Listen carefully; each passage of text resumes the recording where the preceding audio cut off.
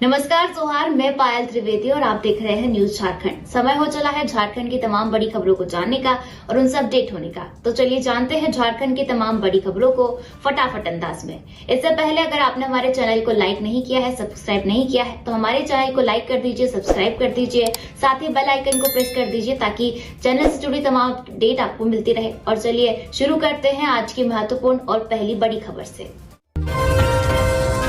CM Hemant Soren 24 अक्टूबर को बरहेट में करेंगे नामांकन दाखिल। इन 3 जनसभाओं का करेंगे संबोधित। मुख्यमंत्री हेमंत सोरेन 24 अक्टूबर को बरहेट विधानसभा क्षेत्र से अपना नामांकन दाखिल करेंगे। इसके बाद वे वहां 3 जनसभाओं को संबोधित करने वाले हैं। झामुमो के जिला अध्यक्ष शाहजहां अंसारी ने जानकारी दी कि मुख्यमंत्री 23 अक्टूबर को ही पटना स्थित अपने आवास पहुंचेंगे। इसके बाद वे दूसरे दिन बरहेट निर्वाची पदाधिकारी के कक्ष में अपना नामांकन दाखिल करेंगे। सीधो कान्हू की प्रतिमा पर माल्यार्पण करेंगे। मिली जानकारी के अनुसार नामांकन से पहले मुख्यमंत्री हेमंत सोरेन सुबह 10:30 बजे तलबड़िया के अस्थायी हेलीपैड पर पहुंचेंगे। वहां से वे सीधे बोगनाडीह जाकर सीधो कान्हू की प्रतिमा पर माल्यार्पण करेंगे। सुबह 11 बजे वे परिजनों से मुलाकात करेंगे और फिर सड़क मार्ग से साहिबगंज समाहरणालय होने के लिए रवाना होंगे। दोपहर 12:10 पर वे अपर समाहर्ता सह बरहेट निर्वाची पदाधिकारी के कक्ष में अपना नामांकन दाखिल करेंगे। राज्य की माताओं बहनों को मिलेगा 500 रुपए में LPG gas cylinder. Babulal Marandi. BJP प्रदेश अध्यक्ष एवं पूर्व मुख्यमंत्री बाबूलाल मरांडी ने झारखंड की माताओं बहनों के हित में एक बड़ा ऐलान किया है। उन्होंने कहा कि बीजेपी लक्ष्मी जोहार योजना ला रही है। इसके तहत सभी घरों में 500 रुपए में एलपीजी गैस सिलेंडर और साल में 2 मुफ्त सिलेंडर दिए जाएंगे। इसकी जानकारी बाबूलाल मरांडी ने सोशल मीडिया हैंडल एक्स पर पोस्ट साझा कर दी है। इसके साथ ही उन्होंने हेमंत सरकार को लपेटे में लेकर कहा कि हेमंत सरकार की नाकामियों के कारण झारखंड की माताओं बहनों को रोजगार और आर्थिक संकट से गुजरना पड़ रहा है, इसलिए बीजेपी लक्ष्मी जोहार योजना ला रही है। उन्होंने एक्स पर लिखा कि हेमंत सरकार की नाकामियों के कारण हमारी माताओं बहनों को रोजगार और आर्थिक संकट से गुजरना पड़ रहा है। भारतीय जनता पार्टी माताओं बहनों को सशक्त बनाने के लिए प्रतिबद्ध है, इसलिए माताओं बहनों को चूल्हे के धुएं से मुक्ति दिलाने के लिए भाजपा लक्ष्मी जोहार योजना ला रही है, जिसके तहत सभी घरों में 500 रुपए में एलपीजी गैस सिलेंडर और साल में 2 मुफ्त सिलेंडर दिए जाएंगे। सिल्ली से ही चुनाव लड़ेंगे सुदेश महतो। 8 नाम जारी, होल्ड पर 2 सीट। भाजपा में बढ़ रही बगावत, जेएमएम ज्वाइन कर सकती है लुइस मरांडी। झारखंड विधानसभा चुनाव के लिए बीजेपी के बाद आजसू ने भी पहली लिस्ट जारी कर दी है। पहली सूची में 10 सीटों में से 8 पर कैंडिडेट की घोषणा की गई है। मनोहरपुर और डुमरी सीट अभी होल्ड पर है। पार्टी सुप्रीमो सुदेश महतो खुद सिल्ली से चुनाव लड़ेंगे। पार्टी ने 3 विधायकों को रिपीट किया है, वहीं 2 महिलाओं को भी मौका मिला है। होल्ड पर रखी गई डुमरी सीट से यशोदा देवी के नाम की चर्चा है। इधर बीजेपी की पहली लिस्ट जारी होने के बाद पार्टी में बगावत बढ़ गई है। अर्जुन मुंडा की पत्नी मीरा मुंडा को टिकट देने के विरोध में मेनका सरगदार पहले ही पार्टी छोड़ चुकी है। अब रविवार को भाजपा नेता गणेश महली और मलखान सिंह ने भी पार्टी छोड़ दी। भाजपा के राष्ट्रीय उपाध्यक्ष लुइस मरांडी ने बरहेट सीट से चुनाव लड़ने के ऑफर को ठुकराकर स्पष्ट कर दिया है कि अब वह भाजपा में नहीं रहेंगी। सूत्रों के अनुसार वह जल्द झामुमो में शामिल होंगी। वे जामा विधानसभा सीट से चुनाव लड़ेंगी। इंडिया और एनडीए गठबंधन के लिए खतरे की घंटी। यह पार्टी 81 सीटों पर उतारेगी उम्मीदवार। झारखंड पीपुल्स पार्टी के केंद्रीय अध्यक्ष व जनमत के संयोजक पूर्व विधायक सूर्य सिंह बेसरा ने घोषणा की है कि झारखंड विधानसभा चुनाव में जनमत के साझा उम्मीदवार के रूप में 15 संगठन सभी 81 सीटों पर अपना उम्मीदवार खड़ा करेंगे और यूपीए एनडीए का मजबूत विकल्प जनता के समक्ष बनकर उभरेंगे। दुमका में प्रेस कॉन्फ्रेंस में बेसरा ने कहा कि झामुमो मैया सम्मान योजना व भाजपा गोगो दीदी योजना से वोट खरीदने की कोशिश कर रही है। ऐसी नीतियां झारखंड को कंगाल बनाने और लोक लुभावन तरीके से सत्ता को हथियाने का महज प्रयास है। ऐसी योजना चलाने से 6,000 करोड़ बांटे जाएंगे। बेसरा ने कहा कि झारखंड में प्रति व्यक्ति आय राष्ट्रीय औसत से आधी है। ऐसे में मैया योजना व गोगो दीदी योजना से राज्य की जनता गरीबी रेखा से ऊपर नहीं उठेगी। जनमत सत्ता में आएगी तो हम कोशिश करेंगे कि झारखंड का हर परिवार नियोजित हो, उनकी आमदनी बढ़ाने की कोशिश हम करेंगे। झारखंड में 26 अक्टूबर तक बारिश की संभावना। 23 और 24 अक्टूबर से बदलेगा मौसम। बारिश के बाद बढ़ेगी ठंड। झारखंड में 23 अक्टूबर से मौसम का मिजाज बदल सकता है। राज्य के कई जिलों में 26 अक्टूबर तक बारिश की संभावना है। मौसम विभाग के मुताबिक बंगाल की खाड़ी में 20 अक्टूबर को बने लो प्रेशर का असर प्रदेश में भी देखने को मिलेगा। इस वजह से झारखंड में 23 और 24 अक्टूबर को बारिश की संभावना बन रही है।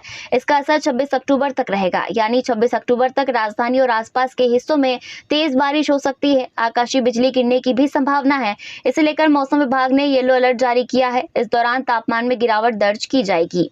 बंगाल की खाड़ी में बने लो प्रेशर का असर अभी से देखने को मिल रहा है। कई जिलों में बारिश हो रही है, कुछ जिलों में बादल छाए हुए हैं। रांची मौसम केंद्र के मौसम वैज्ञानिक अभिषेक आनंद ने बताया कि शरद पूर्णिमा के बाद से ही गुलाबी ठंड का आगाज हो गया है। न्यूनतम तापमान में हल्की गिरावट देखने को मिल रही है। आने वाले 2-3 दिनों में 1 से 2 डिग्री और गिरावट देखने को मिलेगी।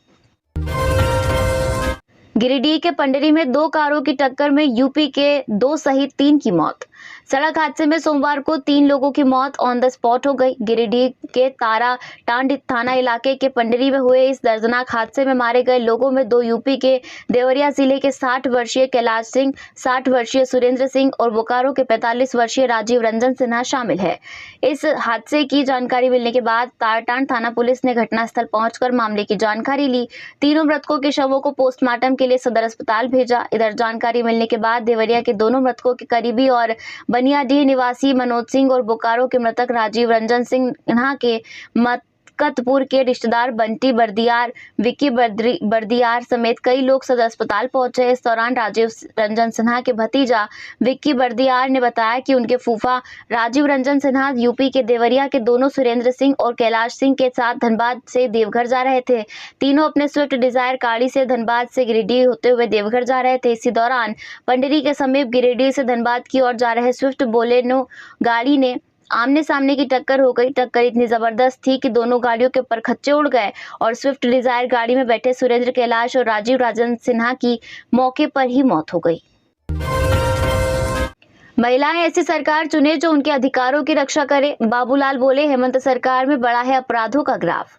झारखंड बीजेपी के प्रदेश अध्यक्ष बाबूलाल मरांडी हेमंत सरकार की किरकिरी करने का कोई भी मौका हाथ से जाने नहीं देते। वह ट्विटर पर काफी एक्टिव रहते हैं और ट्विटर से ही हेमंत सरकार पर हमला बोलते हैं। इस बार उन्होंने महिलाओं का मुद्दा उठाया है और कहा कि पिछले 5 वर्षों में झारखंड में महिला सुरक्षा की स्थिति लगातार बिगड़ती जा रही है। चाहे वह रूबिका पहाड़न का मामला हो या फिर संध्या टोपनो का। राज्य में महिलाओं, विशेषकर आदिवासी महिलाओं पर अत्याचार और शोषण की घटनाएं बढ़ी है।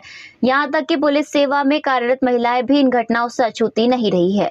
जब हेमंत सोरेन सत्ता में आए थे, उन्होंने महिला सुरक्षा और सशक्तिकरण के बड़े वादे किए थे, लेकिन उनके शासनकाल में महिला अपराधों का ग्राफ तेजी से बढ़ा है।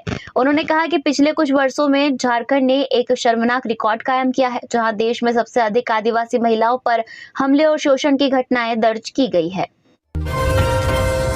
झारखंड ऊर्जा विभाग से हुई 100 करोड़ से अधिक की फर्जी निकासी, ईडी ने दर्ज की ECIR। झारखंड ऊर्जा विभाग से हुई लगभग 100 करोड़ से अधिक की फर्जी निकासी मामले में ईडी ने कार्रवाई की है। विभाग के अलग अलग बैंक खातों से हुए फर्जी निकासी से जुड़े मामले में ईडी ने ECIR दर्ज की है। इस मामले की जांच ईडी मनी लॉन्ड्रिंग के तहत करेगी। जानकारी हो कि झारखंड पर्यटन विकास निगम लिमिटेड के नाम पर फर्जी खाता खोला गया था और उसमें करीब 10.40 करोड़ रुपए ट्रांसफर करने का मामला सामने आया था। इसे लेकर धुरुआ थाना में कुछ लोगों के खिलाफ मामला भी दर्ज हुआ है, जिसमें गिरजा प्रसाद, आलोक कुमार और अमरजीत कुमार शामिल है। वहीं national cyber crime reporting portal पर Jharkhand tourism development corporation limited के GM फाइनेंस ने 3 अक्टूबर को 10.04 करोड़ और झारखंड विद्युत वितरण निगम लिमिटेड के मास्टर ट्रस्ट ने 9 करोड़ की धोखाधड़ी कर फर्जी अकाउंट से निकासी की शिकायत दर्ज कराई थी। इसके बाद 4 अक्टूबर को झारखंड ऊर्जा उत्पादन निगम लिमिटेड की ओर से भी 40.5 करोड़ और झारखंड विद्युत वितरण निगम लिमिटेड के मास्टर ट्रस्ट की तरफ से 56.5 करोड़ की राशि की फर्जी अकाउंट से निकासी की शिकायत पोर्टल पर दर्ज करवाई गई थी। झारखंड विधानसभा चुनाव, 11,000 अर्धसैनिक बल के जवान रहेंगे तैनात। झारखंड विधानसभा चुनाव की तारीखों की घोषणा हो गई है। राज्य में 2 चरणों में चुनाव होगा। पहला चरण 13 नवंबर और दूसरा चरण 20 नवंबर को होगा। वहीं चुनाव के परिणाम 23 नवंबर को आएंगे। तारीखों की घोषणा के बाद झारखंड पुलिस भी चुनाव की तैयारियों में जुट गई है, ताकि नक्सल प्रभावित क्षेत्रों में शांतिपूर्ण तरीके से मतदान हो सके। इसको लेकर झारखंड में 119 कंपनी 11,000 जवान अर्धसैनिक बल की तैनाती होगी, जिनमें से 91 अर्धसैनिक बल की कंपनियां झारखंड आ गई है। सुरक्षा व्यवस्था को लेकर झारखंड पुलिस ने चुनाव आयोग से 590 कंपनी अर्धसैनिक बल की मांग की थी।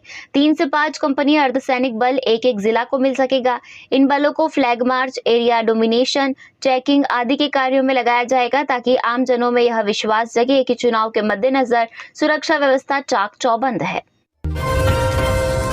बच्चे के साथ शिक्षक करता था यौन उत्पीड़न, ग्रामीणों में आक्रोश, थाने में मामला दर्ज। धनबाद के बरवा अड्डा थाना क्षेत्र में 8 वर्षीय स्कूली छात्रा के साथ सहायक शिक्षक द्वारा यौन उत्पीड़न का मामला सामने आया है। पीड़िता के पिता ने सहायक अध्यापक आदेश कुमार महतो के खिलाफ बरवा अड्डा थाना में लिखित शिकायत दर्ज कराई है। शिकायत में पिता ने बताया कि आदेश कुमार महतो उनकी बेटी के साथ क्लासरूम में गलत हरकत करता था। जब बेटी ने अपनी मां को सारी बातें बताई तो परिवार ने इसके खिलाफ कार्रवाई करने का फैसला किया। आरोप है कि शिक्षक ने पहले भी एक महिला के साथ दुष्कर्म करने का प्रयास किया है। ग्रामीणों ने पंचायत बुलाई और घटना की निंदा की। शिक्षक ने माफी मांगी लेकिन पंचों ने उसे माफ नहीं किया। शिक्षक को यहां नहीं रहने देने का सर्वसम्मति से निर्णय लिया गया और उन्हें अपने पद से त्यागपत्र देने के लिए कहा गया। थाना प्रभारी सुनील कुमार रवि ने बताया कि शिकायत मिली है कि मामला दर्ज करने की प्रक्रिया की जा रही है। पुलिस ने कहा कि आरोपी शिक्षक के खिलाफ कड़ी कार्रवाई की जाएगी। जमशेदपुर पूर्वी से भाजपा की उम्मीदवार पूर्णिमा दास साहू पेशे से रह चुकी है पत्रकार, खूब कर रही है मेहनत। जमशेदपुर पूर्वी से झारखंड के पूर्व मुख्यमंत्री व वर्तमान में ओडिशा के राज्यपाल रघुवर दास की बहू पूर्णिमा दास साहू को भाजपा ने टिकट दिया है। टिकट मिलने के बाद से ही पूर्णिमा दास काफी चर्चा में है। पूर्णिमा दास की पहचान यह तो है ही कि वह रघुवर दास की बहू है, लेकिन इसके इतर उनकी एक और पहचान है कि वह शादी से पहले कई न्यूज चैनल में काम कर चुकी है। पूर्णिमा छत्तीसगढ़ के रायपुर की रहने वाली है। वह रायपुर में ही एक निजी मीडिया कंपनी में काम करती थी। उन्होंने स्वराज और लल्लूराम जैसे मीडिया संस्थानों में काम किया है। पूर्णिमा के पिता भागीरथ साहू बिजनेसमैन है, जबकि पूर्णिमा की मां कौशल्या पेशे से टीचर है। पूर्णिमा दास साहू बेहद ही साधारण परिवार से ताल्लुक रखती है। इसके बावजूद भी रघुवर दास ने उन्हें अपने परिवार का हिस्सा बनाया। जमशेदपुर पूर्व में भाजपा प्रत्याशी का विरोध, कार्यकर्ताओं ने कहा परिवारवाद नहीं चलेगा, फिर निर्दलीय ही जीतेगा। जमशेदपुर पूर्व विधानसभा क्षेत्र से भाजपा प्रत्याशी रघुवर दास की बहू पूर्णिमा दास के नाम की घोषणा के बाद क्षेत्र के भाजपा कार्यकर्ताओं में नाराजगी देखी जा रही है। पार्टी कार्यकर्ता टिकट बंटवारे में हुए परिवारवाद का विरोध कर रहे हैं। इसे लेकर क्षेत्र के हजारों कार्यकर्ताओं ने भाजपा प्रत्याशी के खिलाफ निर्दलीय उम्मीदवार खड़ा करने की रणनीति बनाई है। पार्टी के कार्यकर्ता सह समाज सेवी शिवशंकर सिंह ने कहा कि टिकट बंटवारे में कार्यकर्ताओं को अनदेखी की गई है। जनता का मूड बदल गया है। वही जनता का कहना है कि फिर निर्दलीय ही जीतेगा। झारखंड विधानसभा चुनाव में जमशेदपुर पूर्व विधानसभा क्षेत्र चर्चा का विषय बनता जा रहा है। भाजपा द्वारा ओडिशा के राज्यपाल रघुवर दास की बहू पूर्णिमा दास को टिकट दिए जाने पर क्षेत्र के भाजपा कार्यकर्ताओं में रोष है। पंकज मिश्रा को हाईकोर्ट से मिली जमानत, जेल से बाहर आने का रास्ता साफ। मुख्यमंत्री हेमंत सोरेन के विधायक प्रतिनिधि पंकज मिश्रा को हाईकोर्ट से जमानत मिल गई है। जानकारी के मुताबिक पंकज मिश्रा को साहिबगंज जिले में अवैध खनन मामले में जमानत मिली है। पंकज मिश्रा के जेल से बाहर आने का रास्ता साफ हो गया है। बता दें कि 3 दिन पहले ही साहिबगंज जिले में अवैध खनन के जरिए मनी लॉन्ड्रिंग के आरोपी पंकज मिश्रा की जमानत याचिका पर सुनवाई पूरी होने के बाद फैसला सुरक्षित रख लिया है। गौरतलब है कि पंकज मिश्रा को ईडी ने गिरफ्तार किया था। ईडी ने पंकज मिश्रा को 19 जुलाई 2022 को गिरफ्तार किया था। पंकज की बेल पर हाईकोर्ट के न्यायाधीश जस्टिस गौतम कुमार चौधरी ने की कोर्ट में सुनवाई हुई। बता दें कि पंकज मिश्रा ने रांची पीएमएलए की विशेष कोर्ट से जमानत याचिका दाखिल की थी, लेकिन पीएमएलए कोर्ट ने उनकी याचिका खारिज कर दी थी। बाबूलाल सोरेन और सोनाराम बोदरा ने लिया चंपाई सोरेन से आशीर्वाद, बोले 23 नवंबर को बनेगी एनडीए की सरकार। घाटशिला से भाजपा के उम्मीदवार बाबूलाल सोरेन ने आज पूर्व मुख्यमंत्री चंपाई सोरेन का आशीर्वाद लिया। बता दें कि बाबूलाल सोरेन चंपाई सोरेन के बेटे हैं। ऐसे में उन्होंने अपने पिता और अपने राजनीतिक गुरु का आशीर्वाद चुनाव से पहले लिया है। चंपाई सोरेन ने इससे जुड़ा एक पोस्ट भी ट्विटर पर पोस्ट किया है। वहीं खरसावा विधानसभा क्षेत्र से भाजपा प्रत्याशी सोनाराम बोदरा ने भी चंपाई सोरेन से मुलाकात की है। चंपाई सोरेन ने ट्विटर पर फोटो पोस्ट कर कहा कि कोल्हान समेत झारखंड की सभी सीटों पर भाजपा मजबूत स्थिति में है और आगामी 23 नवंबर को राज्य में एनडीए की सरकार बनेगी। पश्चिमी सिंहभूम के प्रसिद्ध कंसरा मंदिर में चोरी, 3 ताले को तोड़कर 8 घंटी ले भागे, अज्ञात के खिलाफ मामला दर्ज, बाहरी लोगों पर शक। पश्चिमी सिंहभूम जिले के प्रसिद्ध कंसरा मंदिर में अज्ञात लोगों के द्वारा मंदिर में चोरी को अंजाम दिया गया। मिली जानकारी के अनुसार रविवार की रात को सरायकेला थाना क्षेत्र के 350 साल पुराना कंसरा मंदिर में चोरी किया गया है। चोरी के द्वारा मंदिर के मुख्य गेट में लगे 3 ताले का तोड़कर 8 घंटी को लेकर भाग गए, जबकि गर्भगृह का दरवाजा का भी ताला तोड़ दिया गया, लेकिन गर्भगृह में प्रवेश नहीं कर पाए, जिस कारण माता का प्रतिमा व मुकुट व अन्य कीमती सामान सुरक्षित है। स्थानीय मुखिया मिथुन गागराई ने बताया कि पूर्व में भी इस मंदिर में अज्ञात चोरों के द्वारा चोरी करने का प्रयास किया गया था। चूंकि यह हमारे वर्षों पुरानी मंदिर है, हमारे पूर्वज के अलावा आसपास के लोगों का भी इस मंदिर में आस्था जुड़ा हुआ है। 1-2 दिनों के अंदर ग्रामीणों संग बैठकर ग्राम सभा में मंदिर की सुरक्षा को को लेकर विचार विमर्श किया जाएगा। साथ ही रात्रि चौकीदार की नियुक्ति की भी बात को रखी जाएगी। इसमें स्थानीय प्रशासन से भी सहयोग लिया जाएगा। साथ ही मंदिर की सुरक्षा को और पुख्ता बनाने के लिए सीसीटीवी कैमरे भी लगाए जाएंगे।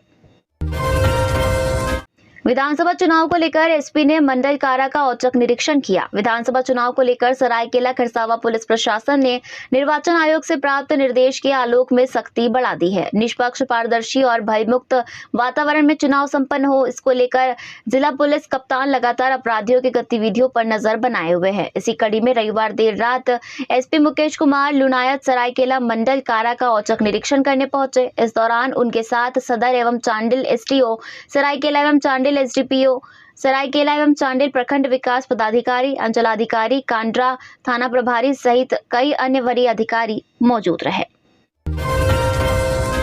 उड़ान टैलेंट रिवॉर्ड परीक्षा के लिए आवेदन 25 तक। बायोम इंस्टीट्यूट की ओर से वार्षिक उड़ान टैलेंट रिवॉर्ड 2024 के दूसरे चरण की प्रतियोगिता परीक्षा शुरू हो चुकी है। 8वीं से 12वीं में अध्ययनरत विद्यार्थी 25 अक्टूबर तक आवेदन कर सकेंगे। आवेदन की प्रक्रिया वेबसाइट www.udan.biominstitute.in से पूरी की जा सकेगी। इंस्टीट्यूट के मैनेजिंग डायरेक्टर पंकज सिंह ने बताया कि परीक्षा ऑनलाइन ऑफलाइन दोनों माध्यम से होगी। Computer based test online mode पर 20 से 26 अक्टूबर तक होगा। इसमें विद्यार्थी निःशुल्क शामिल हो सकते हैं। वहीं रविवार 27 अक्टूबर को दोपहर 12 बजे से ऑफलाइन परीक्षा होगी। इसके लिए विद्यार्थी को 200 रुपए शुल्क देना होगा। सफल होने पर 100% तक स्कॉलरशिप प्राप्त करने का मौका मिलेगा। ऑफलाइन परीक्षा का रिजल्ट 10 नवंबर को जारी होगा। झामुमो पुराने चेहरों पर दांव के लिए तैयार, मंथन जारी। झामुमो ने करीब 40 प्रत्याशियों के नाम पर सहमति बना ली है। सूत्रों के अनुसार झामुमो 1-2 विधायक को छोड़ मौजूदा विधायकों को फिर चुनावी रण में उतारने की तैयारी में है। दूसरे दल से झामुमो में शामिल होने वाले विधायक पूर्व विधायकों को भी टिकट देने की संभावना है। प्रत्याशियों के नाम पर झामुमो में रविवार देर शाम तक मंथन होता रहा, लेकिन गठबंधन दलों खासकर राजद के साथ सीटों का बंटवारा आसान नहीं दिख रहा है। गठबंधन में झामुमो और कांग्रेस के 70 सीटों पर लड़ने का ऐलान सीएम हेमंत सोरेन कर चुके हैं। बची सीटों पर सहयोगी दल राजद व वामदल प्रत्याशी देंगे। वहीं राजद के तल्ख से झामुमो अपना सियासी कदम सावधानी से बढ़ा रहा है। हुसैनाबाद से कमलेश कुमार सिंह का भाजपा से टिकट फाइनल, कहीं बागी नेता न काट दे जीत का रास्ता। बीजेपी ने हुसैनाबाद से कमलेश कुमार सिंह का टिकट फाइनल होने की घोषणा कर दी है, जिसके बाद भाजपा के एक नेता कर्नल संजय कुमार सिंह ने बागी तेवर अपनाते हुए चुनाव लड़ने की घोषणा कर दी है। तो दूसरी ओर विनोद कुमार सिंह भी अपने कार्यकर्ताओं की बैठक बुलाए हैं। भाजपा के 2 बागी नेताओं में कर्नल संजय कुमार सिंह ने निर्दलीय चुनाव लड़ने की घोषणा कर दी है। वह 24 अक्टूबर को नामांकन पर्चा दाखिल करेंगे। भाजपा के विनोद कुमार सिंह पिछले 2019 के चुनाव में भाजपा समर्थित उम्मीदवार थे। वह इस बार भी मैदान में आने की तैयारी कर रहे थे, लेकिन भाजपा ने उन्हें टिकट न देकर कमलेश कुमार सिंह को प्रत्याशी बनाया है। विनोद कुमार सिंह ने भी बागी बनकर चुनाव लड़ने की उम्मीद है। हालांकि अभी तक उन्होंने पता नहीं खोला है। संभवतः विनोद कुमार सिंह भी चुनाव लड़ सकते हैं। झारखंड आइडिया देने में पीछे, देश में 10वां स्थान। स्कूली विद्यार्थियों में वैज्ञानिक सोच को बढ़ावा देने और उनमें विज्ञान के प्रति समझ विकसित करने के लिए चलाए जाने वाले इंस्पायर अवार्ड मानक में सत्र 2024-25 के लिए आइडिया देने के मामले में झारखंड अपने लक्ष्य से पीछे रह गया है। देश भर में 4 पायदान खिसककर राज्य 10वें स्थान पर पहुंच गया है। झारखंड के स्कूलों से प्रारंभिक स्तर पर 36,099 आइडिया इंस्पायर अवार्ड मानक पोर्टल पर दिए गए। राज्य ने पिछले वर्ष से बेहतर करने के लिए इस सत्र में 50,000 आइडिया प्राप्त करने का लक्ष्य रखा था। बाद में इस को घटाते हुए पिछले सत्र में आए आइडिया के अनुसार 42,000 किया गया था, लेकिन फिर भी राज्य अपने लक्ष्य से पीछे रह गया। सभी स्कूलों को कम से कम 5-5 आइडिया बच्चों से प्राप्त करने के लिए कहा गया था, लेकिन बहुत से जिलों का प्रदर्शन अपेक्षा के विपरीत रहा, जबकि इसके लिए तिथि बढ़ाई भी गई थी। तोपचांची में तेज रफ्तार कार ने चेक पोस्ट तोड़ा, बाइक दुकान को रौंदते हुए भागा, पुलिस ने किया पीछा, भागने में सफल कार सवार। झारखंड विधानसभा चुनाव के मद्देनजर तोपचांची क्षेत्र के हरिहरपुर थाना क्षेत्र के सतकीरा में वाहन जांच के लिए चेक पोस्ट बनाया गया है। बीती रात डुमरी की तरफ से आ रही तेज रफ्तार वर्ना कार ने चेक पोस्ट को उड़ा दिया है। इतना ही नहीं, कार चालक चेक पोस्ट पर खड़ी 2 बाइक और एक दुकान को रौंदते हुए निकल गया। सूचना पर पुलिस ने राजगंज तक पीछा किया गाड़ी का, लेकिन कार चालक भागने में सफल रहा। इस घटना में किसी भी व्यक्ति को कोई चोट नहीं आई, लेकिन चेक पोस्ट पर खड़ी मजिस्ट्रेट रामलाल पासवान तथा ग्रामीण कुलदीप प्रसाद की बाइक दुर्घटनाग्रस्त हो गई। दोनों बाइकों के परखच्चे उड़ गए। चेक पोस्ट के बगल में स्थित मोहम्मद मोइन की दुकान भी पूरी तरह से क्षतिग्रस्त हो गई। मजिस्ट्रेट रामलाल पासवान ने बताया कि तेज रफ्तार कार ने चेक पोस्ट में लगी लाइट, 2 बाइक और एक दुकान को तोड़ते हुए भाग निकला। बताया कि पुलिस ने घटना के दौरान घटनास्थल पर गिरे गाड़ी नंबर के आधार पर जांच पड़ताल शुरू कर दी है। डीजीपी सहित अन्य अधिकारियों ने पुलिस संस्मरण दिवस पर दी शहीदों को श्रद्धांजलि। 21 अक्टूबर के डोरंडा स्थित जैप 1 परिसर में सोमवार को पुलिस संस्मरण दिवस पर परेड का आयोजन किया गया। इस समारोह में डीजीपी अजय कुमार सिंह से लेकर पुलिस मुख्यालय के सभी वरीय पदाधिकारी उपस्थित रहे। सभी ने पुलिस संस्मरण दिवस पर शहीदों को याद किया और जैप परिसर स्थित शहीद स्मारक में श्रद्धांजलि अर्पित की। मौके पर डीजीपी अजय कुमार सिंह ने बताया कि शहीद होने वाले पुलिसकर्मी हमेशा ही कर्तव्य पथ पर बेहतर करने की प्रेरणा देते हैं। आज के दिन सिर्फ और सिर्फ शहीदों को याद करना चाहिए और उनके परिवार वालों की मदद कैसे की जाए इस दिशा में भी सोचना चाहिए। हर वर्ष देश के पैरा मिलिट्री फोर्स और विभिन्न राज्यों के पुलिस बल के कुल 216 पदाधिकारी और जवानों ने अदम्य साहस का परिचय देते हुए वीर गति को प्राप्त हुए हैं। इसमें झारखंड के हवलदार चौहान हेम्ब्रम 12 अगस्त को सजा याफ्ता कैदी की सुरक्षा में प्रतिनियुक्ति के दौरान कैदी द्वारा किए गए हमले में शहीद हुए थे। वहीं दूसरी तरफ आरक्षी सिकंदर सिंह और सुकन राम चतरा जिले में 7 फरवरी को नक्सली हमले में शहीद हुए थे। इसके अलावा आरक्षी रामदेव महतो ने अपराधियों के साथ हुए मुठभेड़ में अपने प्राणों की आहुति दे दी थी। शहीदों के परिवारों के साथ झारखंड पुलिस के सभी पदाधिकारी और कर्मी हमेशा साथ खड़े रहेंगे। लोक जनशक्ति पार्टी ने जनार्दन पासवान को चतरा से दिया टिकट। पूर्व विधायक जनार्दन पासवान चतरा से लोक जनशक्ति पार्टी के उम्मीदवार होंगे। पार्टी के केंद्रीय अध्यक्ष चिराग पासवान ने जनार्दन पासवान को उम्मीदवार घोषित करते हुए सिंबल और लेटर दे दिया है। जनार्दन पासवान कल ही दिल्ली में लोक जनशक्ति पार्टी में शामिल हुए थे। पार्टी में शामिल होने के बाद उन्होंने चतरा विधानसभा सीट के लिए आवेदन दिया था। इसके बाद संसदीय बोर्ड की बैठक में जनार्दन पासवान के नाम पर सहमति बनी और उन्हें उम्मीदवार घोषित कर दिया गया। दिल्ली में ही चिराग पासवान ने उन्हें पार्टी का सिंबल दे दिया। इस मौके पर प्रदेश अध्यक्ष वीरेंद्र प्रधान सहित कई नेता मौजूद थे। बोकारो की 4 विधानसभा सीटों पर बनेंगे और बिगड़ेंगे कई समीकरण, एक नई पार्टी का दिख सकता है बड़ा असर। झारखंड के बोकारो जिले के 4 विधानसभा क्षेत्र में पिछले विधानसभा चुनाव के मुकाबले इस बार भी चुनाव के दौरान कई समीकरण बनेंगे और बिगड़ेंगे। 2019 के विधानसभा चुनाव में जहां अलग अलग पार्टियां चुनाव में अपना दम दिखा चुकी है, वहीं 2024 के लोकसभा चुनाव में एक नई पार्टी झारखंड लोकतांत्रिक क्रांतिकारी मोर्चा के रूप में आगमन व मजबूत पकड़ से यहां का चुनावी समीकरण कई मामलों में बदलने की संभावना है। फिलहाल JKLM अपनी पूरी तैयारी के साथ चुनावी मैदान में कमर कस चुकी है। यह पार्टी जिले के लगभग सभी विधानसभा क्षेत्र में अपनी मजबूत धमक के साथ राष्ट्रीय व राज्य स्तर की बड़ी पार्टियों को सोचने में भी विवश कर दिया है। JLKM की मजबूत पकड़ व अप्रैल में हुए लोकसभा चुनाव के नतीजों के बाद बड़ी बड़ी पार्टियों की नींद उड़ी हुई है। इस बार पार्टी के चुनाव में जातीय समीकरण बड़ी पार्टियों की जीत में खलल डाल सकता है। मालूम हो कि बोकारो जिले में 4 विधानसभा बोकारो, चंदनकियारी, बेरमो क्षेत्र आते हैं। इसके अलावा डुमरी विधानसभा का एक बड़ा हिस्सा बोकारो जिले में आता है। तो ये थी झारखंड की आज की टॉप बड़ी खबरें। ऐसे ही झारखंड की टॉप बड़ी खबरें और छोटी खबरें जानने के लिए हमारे चैनल न्यूज झारखंड को सब्सक्राइब करें और बेल आइकन को प्रेस करें। धन्यवाद।